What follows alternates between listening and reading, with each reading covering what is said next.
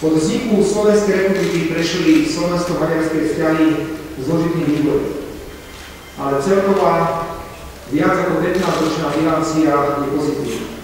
Zasluhu na prevažne pozitívne bilancii majú tak politici na obidvoch stranách, ale predovšetkým občania, ktorí udržujú a rozvíjajú všestranné priateľské a susedské vzťahy. Občania patriaci národnostným menšinám majú na kvalite týchto vzťahov osobitnú, určite nezanedbateľnú zásluhu.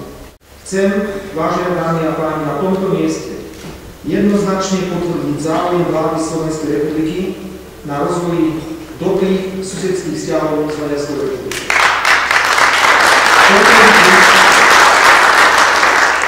Naše vzťahy sú štandardné, dokonca v mnohých oblastiach až nadštandardné.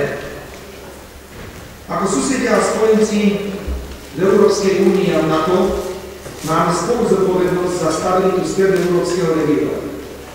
V čase globálnej krízy navyše musíme úzko spolupracovať v záujme eliminácie dopadov na občanov obidvoch našich štátov.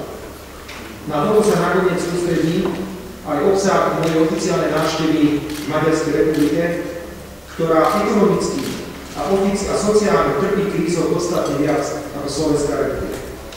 Som za všestranný rozvoj našich bilaterálnych vzťahov. Nemôžeme dopustiť, aby ostatné dimenzie vzťahov boli zatieňované menšinovou problematikou. Je len ilúziou si myslieť, že etnizácia našich vzťahov odpúta pozornosť občanov od ich podstatných životných problémov.